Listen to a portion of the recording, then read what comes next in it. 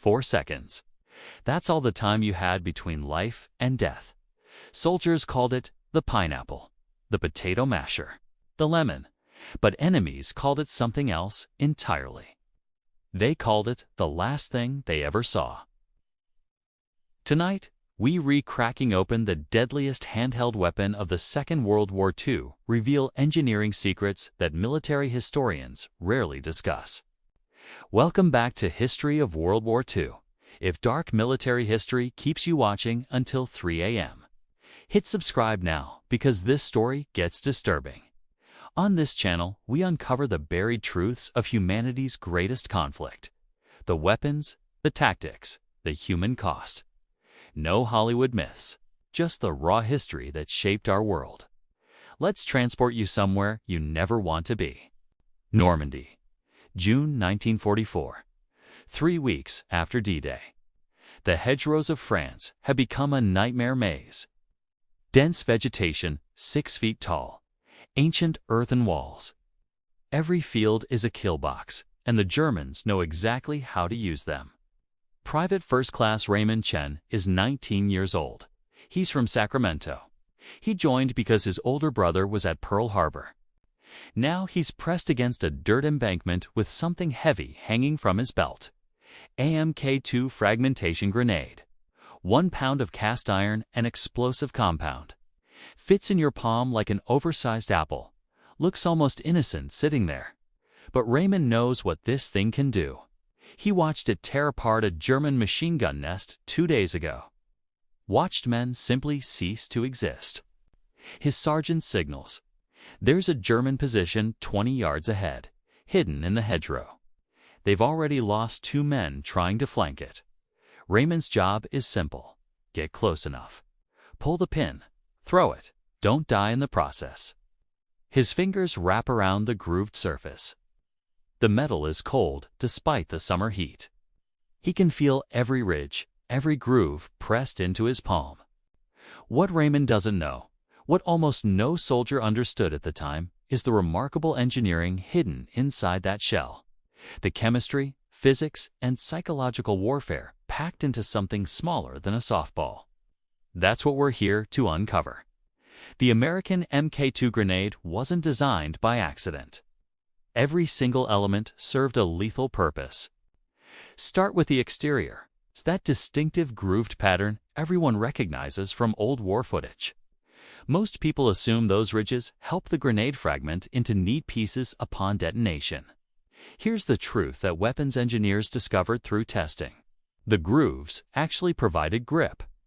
A soldier with muddy hands, sweaty palms, or frozen fingers needed to hold this thing securely while running, crawling, or fighting for his life. The fragmentation happened, but not because of those grooves.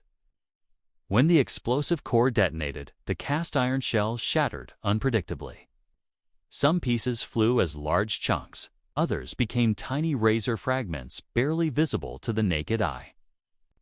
This unpredictability was actually a feature. The fragments traveled outward at approximately 1,500 to 2,000 feet per second. That's slower than a rifle bullet. But here's what mattered. A rifle sends one projectile in one direction. A grenade sends dozens of projectiles in every direction simultaneously. One weapon, multiple wounds, multiple casualties. Maximum battlefield disruption from a single throw. Inside that iron shell sat roughly 2 ounces of high explosive, 57 grams. You could hold that amount in your cupped hand without strain. But when that small amount of TNT or composition be detonated, it's converted from solid matter to superheated gas in a fraction of a millisecond. The expansion created a pressure wave traveling faster than sound, a wall of compressed air smashing outward in all directions. This overpressure alone could rupture eardrums, collapse lungs, and cause fatal internal hemorrhaging. And that was before a single piece of shrapnel touched you. But how did soldiers control when this destruction happened? How did they avoid blowing themselves up in the process? The answer involves one of the most elegant mechanical systems ever designed for portable warfare. Every MK2 grenade contained a precisely calibrated death clock. The safety pin held everything locked in place. As long as that pin stayed inserted, the grenade was inert. Safe. You could drop it, kick it, throw it against a wall. Nothing would happen.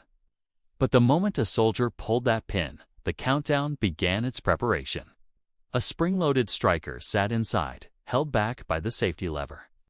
Soldiers called this lever the spoon because of its curved shape. As long as you kept your grip tight, the spoon stayed in place. Release your grip and throw, and here's what happened in sequence. The spoon flew off. The striker's spring drove forward with significant force, hitting a percussion cap. This cap ignited, creating a small flame. That flame began burning through a precise length of pyrotechnic delay composition, 4 to 5 seconds. That was the window engineers calculated as optimal. Long enough for a soldier to throw the grenade a safe distance from his own position. Short enough that enemies couldn't pick it up and throw it back. This timing created a psychological dimension to grenade warfare that often gets overlooked. If you find this level of detail fascinating, smash that like button right now. The engineering secrets coming next changed how entire armies fought. Not every nation built their grenades the same way.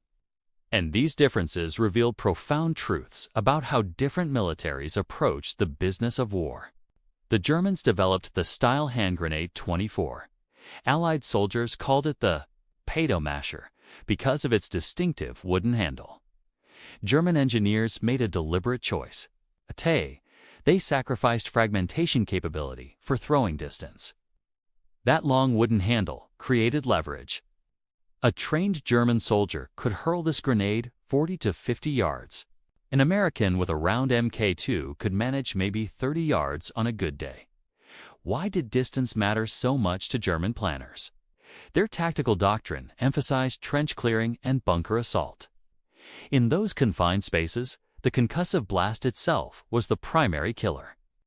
Shrapnel became secondary. The overpressure wave bouncing off walls and floors would incapacitate or kill defenders, even around corners where flying metal might not reach. The German grenade packed roughly 6 ounces of TNT, 3 times the explosive charge of the American version. Less fragmentation, more raw blast force. The British took yet another approach with the No. 36 mils bomb. British ordnance designers were obsessed with reliability.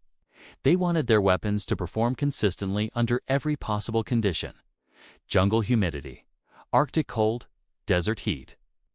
The Mills bomb featured a cast iron body with external grooves and an internal design meant to produce more predictable fragmentation patterns. Reality proved more complicated. Combat testing showed that fragmentation remained somewhat unpredictable regardless of design. But the British philosophy of engineering reliability into every component created a grenade that functioned consistently across global battlefields. Then there was the Japanese Type 97. This weapon required soldiers to arm it by striking the firing pin against a hard surface before throwing. A helmet, a rifle stock, a rock. This eliminated the need for the safety pin and lever system entirely. Simpler manufacturing, fewer moving parts. But it also meant Japanese soldiers had to perform an extra physical action while under fire. That additional second of exposure could prove fatal. American Marines fighting in the Pacific learned to listen for the distinctive sound of Japanese soldiers arming their grenades. That sharp crack sometimes provided just enough warning to take cover. So which design philosophy actually proved most effective in combat? The answer depends entirely on context.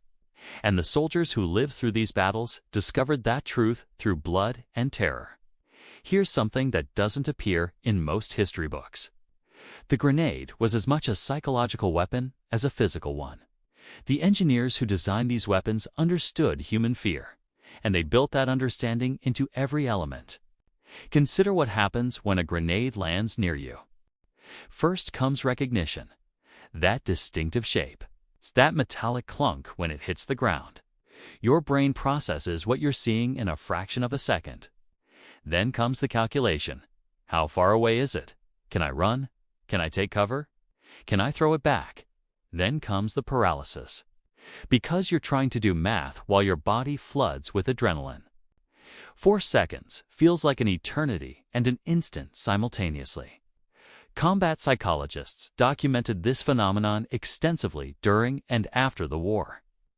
The anticipation of a grenade explosion created a unique form of terror that differed from other combat stresses. Artillery came from far away, impersonal, and random.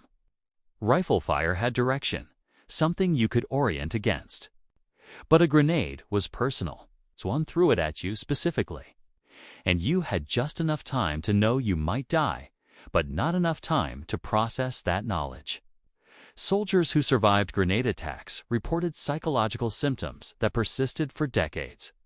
The sound of something small hitting the ground would trigger panic responses. A child bouncing a ball, a dropped coffee mug. Anything that created that distinctive thunk would transport veterans back to battlefields they never truly left. Combat necessity drove soldiers to develop techniques that their training manuals never mentioned. Cooking a grenade meant holding it for 1 or 2 seconds after releasing the safety lever before throwing. This reduced the time enemies had to react. No chance to throw it back. Barely enough time to dive for cover. It was also extraordinarily dangerous. Miscount by even a second, and you were holding a live explosive with no time remaining. The grenade would detonate in your hand or just feet from your body. Yet soldiers did it anyway. In desperate situations where every fraction of a second determined survival, men accepted the risk of killing themselves to increase the odds of killing their enemies. Military records document cases of soldiers who cooked grenades successfully. Dozens of times before the one throw that ended their lives. Experience created confidence. Confidence created risk-taking. Risk-taking eventually created casualties. There was no safe way to use a weapon designed to be unsafe. The war between Germany and the Soviet Union produced grenade tactics that still disturb military historians. Soviet assault teams developed coordinated grenade attacks that maximized psychological and physical destruction. Small groups would crawl toward German positions under cover of darkness, distributing grenades among themselves. At a signal, they would throw everything simultaneously. 10, 15, 20 grenades landing in a German trench section within the same second. The effect was catastrophic. Defenders had no time to react to multiple threats. The overlapping explosions created pressure waves that amplified each other. Survivors, if there were any, would be so disoriented that follow-up infantry could overwhelm them with minimal resistance. The Germans responded with innovations of their own. During the house-to-house fighting in Stalingrad, German soldiers learned to bundle multiple stick grenades together. 3 or 4 grenades bound with wire, their fuses connected to detonate simultaneously. They called these improvised weapons Jebboltladung, concentrated charges. A single stick grenade might not destroy a fortified position. A bundle of 4 could collapse walls, eliminate bunkers, and disable light vehicles. They also developed the technique of dropping grenades through holes blown in floors, clearing basement defenders without entering those death traps themselves. The blast would funnel downward through the opening, concentrating its force in the confined space below. Every innovation was met with a counter-innovation. When defenders learned to watch for the arcing trajectory of thrown grenades and take cover, attackers began rolling them along the ground like bowling balls. Harder to see, less warning time. When attackers started doing this, defenders dug small sump holes in their trenches, low points where rolling grenades might hopefully fall, partially containing the blast. The evolution happened in real time, paid for in human lives. Subscribe now if you want to understand how these weapons shaped the deadliest conflict in human history. What comes next reveals the human cost behind the engineering. Medical officers learned to recognize grenade casualties immediately. The wounds were distinctive, different from bullets, different from artillery. Multiple entry points scattered across the body in no discernible pattern. loss. Some wounds would be large and ragged where heavy fragments struck. Others would be tiny punctures from slivers barely larger than grains of sand. The fragments tumbled as they flew. Unlike the spin-stabilized flight of bullets, this tumbling created irregular wound channels that were extraordinarily difficult to treat. A bullet might pass straight through. A grenade fragment would bounce, ricochet, and tear through tissue unpredictably. Infection rates were high. Shrapnel carried debris into wounds. Dirt, fabric, wood splinters, whatever the fragment passed through on its way to human flesh. Field surgeons developed techniques specific to grenade casualties. Extensive wound exploration, aggressive debridement. The removal of every possible fragment because leaving metal inside almost guaranteed infection. Some soldiers carried dozens of fragments in their bodies for the rest of their lives. Too small or too deeply embedded to remove safely. They would set off metal detectors. They would ache when the weather changed. Permanent reminders of 4 seconds that changed everything. Production statistics reveal the industrial scale of grenade warfare. The United States manufactured approximately 50 million hand grenades during the Second World War. 50 million individual weapons, each one assembled by hand, each one tested, each one packed and shipped to battlefields across the globe.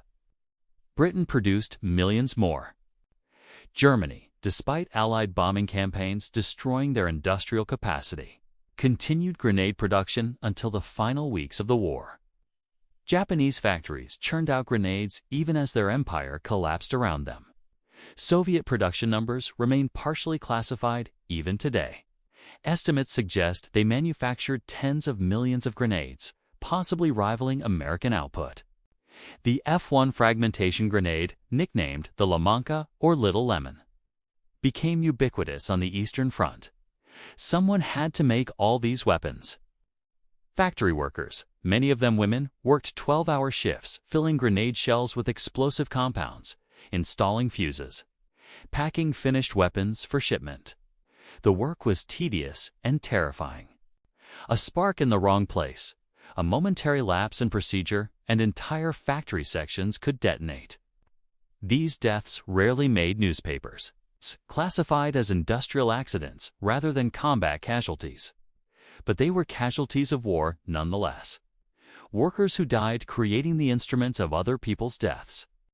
Quality control became a constant battle.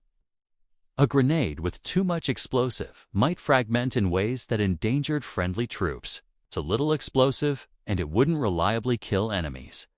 The delay fuse had to burn at precisely the right rate. Too fast, and soldiers couldn't throw far enough before detonation. Too slow, and enemies could escape or throw it back. Every component required manufacturing to exacting specifications. Every assembly step required careful execution. Every finished grenade required storage in proper conditions. Moisture could compromise delay fuses. Temperature extremes could destabilize explosive compounds. The logistics chain stretched from factory floor to front line.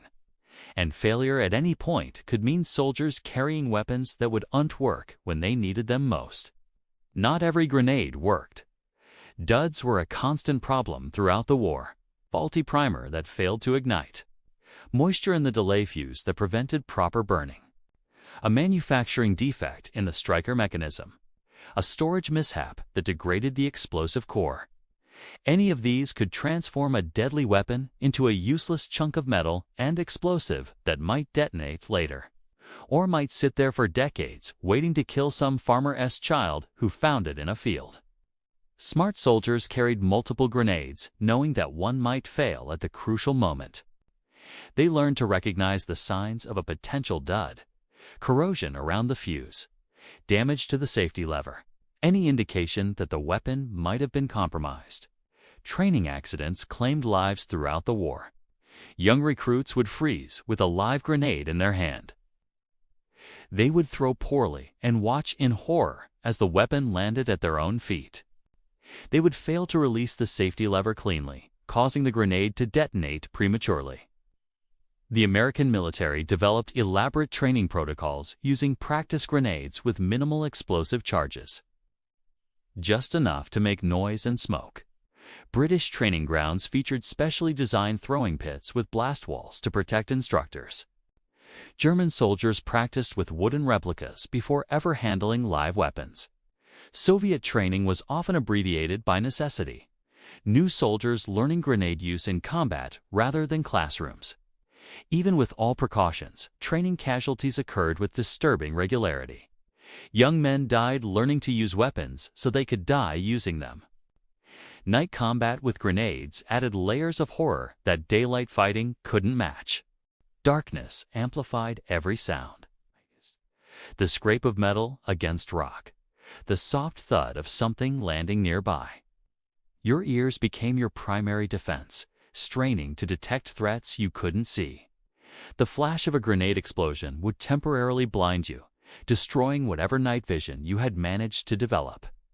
For several seconds after detonation, you were effectively sightless in an environment full of enemies. Soldiers reported that nighttime grenade attacks produced a unique psychological terror. The inability to see threats, the disorientation of sound bouncing unpredictably off terrain features, to sense that death could arrive from any direction without warning. Some units developed techniques for night grenade defense. Sentries would throw stones into suspicious areas, listening for any response that might indicate enemy presence. Others used tripwires connected to flares, illuminating areas before attackers could get close enough to throw. The adaptations were endless. The fear was constant. The Second World War ended, but grenade technology continued evolving. Modern military grenades still use the same fundamental principles established during that conflict. An explosive core, a fragmentation shell, a delay fuse, manual throwing. The engineering has been refined, the materials improved. The reliability increased. But a soldier from 1944 would recognize immediately what a modern grenade is designed to do. The M67 grenade currently used by American forces is essentially an evolution of concepts proven during the Second World War's spherical shape for predictable trajectory, fragmentation optimized for maximum casualty radius, delay fuse precisely calibrated. The lessons written in blood during those years shaped military doctrine for generations. Infantry tactics, training protocols, defensive positions, all designed with the grenade in mind. Let's return to Private Raymond Chen in those Normandy hedgerows. He pulls the pin. His thumb releases the spoon.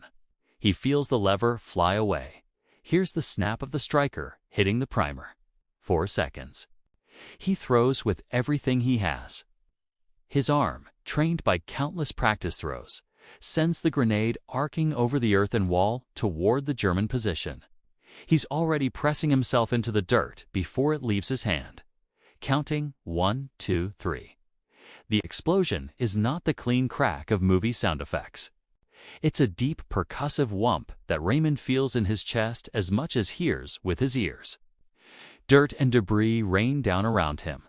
Smoke drifts through the hedgerow. His sergeant is already up, moving forward. Raymond follows. What they find on the other side of that wall will stay with him for the rest of his life. This was what war looked like from the perspective of one small weapon, multiplied across 50 million grenades.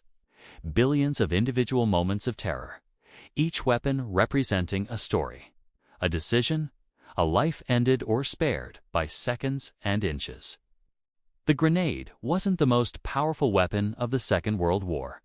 It wasn't the most sophisticated or the most feared, but it was one of the most personal, used at ranges where soldiers could see the faces of their enemies, where success or failure was measured in feet rather than miles.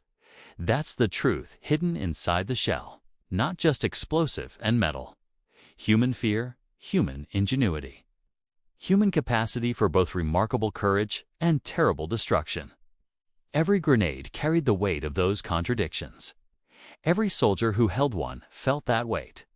The pineapple, the potato masher, the lemon. Small objects that changed the world. If this video opened your eyes to the brutal reality of WW2 combat, subscribe to History of World War II right now. Our next video exposes another weapon secret that military historians have kept buried for decades. Hit the bell. Turn on notifications. Because the history you were never taught is waiting.